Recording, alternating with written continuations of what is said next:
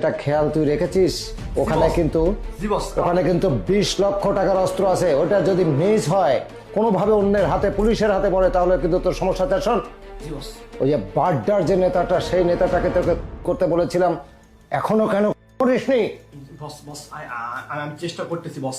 আর শোন, ওই যে গ্যাংকে পাঠিয়েছি বাংলা, ওখানে 20 জনকে ওখান থেকে লকারগুলো ভেঙে টাকা বের করবে, তার খেয়াল রেখেছিস? বস আমি চেষ্টা করি স্যার। আমাদের প্রোডাক্টগুলো স্যার বাইরের দেশে নেওয়ার জন্য যে কোনো পর্যায়ে আমি সব রকম চেষ্টা করবো স্যার। আমাদের প্রোডাক্টটাই যাবে স্যার, আমাদের প্রোডাক্টটাই যাবে। এইখানে বুলবুলের প্রোডাক্ট যাবে, গ্যাংস্টার বুলবুলের প্রোডাক্ট যাবে। এখানে আর কোনো প্রোডাক্ট হবে না। আমাদের ফ্যাক্টরিতে মাল তৈরি হচ্ছে, আমাদের মালগুলো যাবে এখান থেকে। দ্বিতীয় কোনো মাল এই দেশ থেকে রপ্তানি হবে না, আমি আপনাকে কথা দিলাম। হ্যাঁ, এই কথাগুলো যেন তোর খেয়াল থাকে। বাড্ডার ওই কোম্পানিও আপনার কোম্পানিকে মাল দেবে স্যার। আমি ম্যানেজার বলতেছি sir. Okay, thank you. Sir আমার অ্যামাউন্ট সবকিছু রেডি, গাড়ি মারি সবকিছু রেডি করেন স্যার।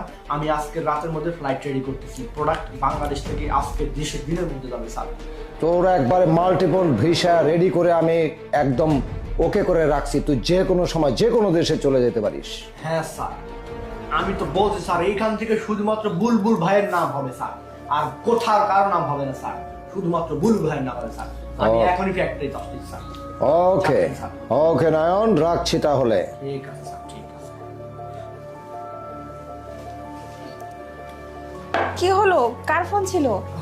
আমাদের কোম্পানি স্যার ফোন দিয়েছে। মানে স্যার খুব প্রভাবশালী লোক। তো উনি বলতেছে যে কোম্পানির প্রোডাক্টগুলো আজকের দিনের মধ্যে ডেলিভারি করতে হবে, না হলে সমস্যা।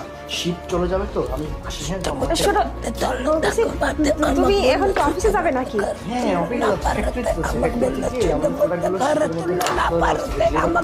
তুমি কি সত্যি কি তুমি অফিসে যাচ্ছ, কোম্পানিতে যাচ্ছ, নাকি এমনি এমনি বলতেছো? কোনটা?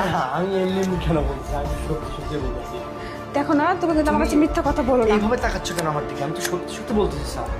আমি মিথ্যা কথা বলতেছি না। আমার কি হচ্ছে তোমার? তুমি আমার মনে হচ্ছে তুমি কোনো অবৈধ কাজের সাথে যুক্ত আছো। কি বলছো তুমি? আমি কেন অবৈধ কাজের সাথে যুক্ত থাকবো? হ্যাঁ, কারণ আমি সবকিছু শুনে ফেলছি। এই দেখো, আমার কানে হেডফোন, দেখছো? তোমার কানে একটা, আমার কানে একটা।